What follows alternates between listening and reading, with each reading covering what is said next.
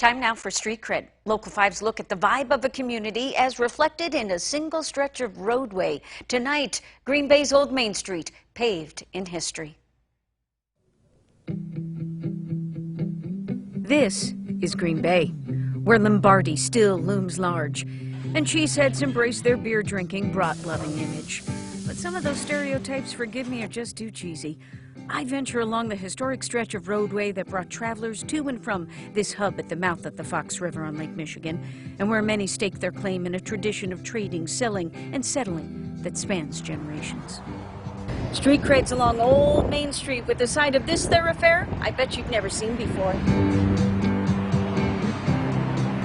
So no one has ever really seen this view of Main Street. Yesterday was the first time I've been up here, and it really shows the the character of the Main Street district and downtown in the background. The proximity of downtown is about a mile from where we are right now. Old Main Street lives up to its billing, probably the oldest thoroughfare in the city of Green Bay, but it wasn't always called that. That happened in the 90s, when a concerned group of business people wanted to make sure that whatever happened here in the future, the history of this thoroughfare was never forgotten. Many buildings that had manufacturing type backgrounds were being converted into both retail and professional office building.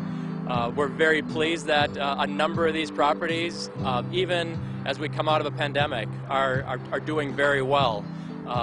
80 to 100% occupied, many of them. Old Main has called people here for generations. We know this because of what they left behind. You turn the lights on, you can kind of see. Neville Public Museum opened its vault for Street Cred to see rarely displayed artifacts recovered from the East River, just off Old Main. There are stone tools and axes that we've found. So we know that humans have been on this landscape and walking along the river for thousands of years. Fast forward to European contact, and in Wisconsin, Green Bay is one of the oldest historic cities. So this Main Street really was that thoroughfare into the city and then to the east of the community into the fields and beyond Lake Michigan. What we see now is the second generation of Old Main's building boom from the early 1900s through the 1920s. Heavily wooden structures that now house a variety of marketing, high-tech, and mail-order companies. Sunless. Very cool business. Hello. And where entrepreneurs hope to make a go of it in a street that has long offered opportunity. Hoping to bring a new feeling here. I'm a makeup artist, so with wedding season coming up and everything like that, I'm getting super busy, so it's a great time. Old Main considers itself a haven for artists and art lovers, anchored by the highly successful and expansive cannery-turned-gallery, the Art Garage, and the street murals fulfilling the promise that art should be accessible to all.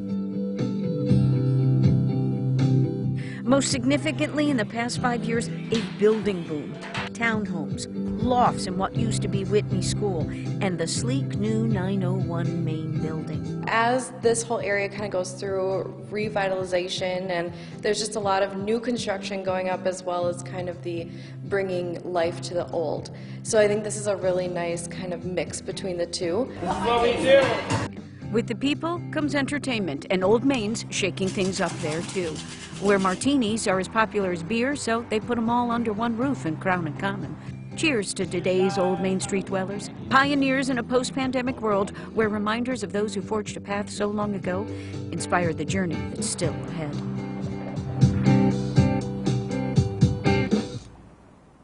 Hard to imagine sleds going up Old Main. How about it? My thanks to the Neville Public Museum for those vintage photos. We have a closer look at the artifacts and show you how we pulled off the rooftop shot in my video diary at wearegreenbay.com. Look for the digital exclusives.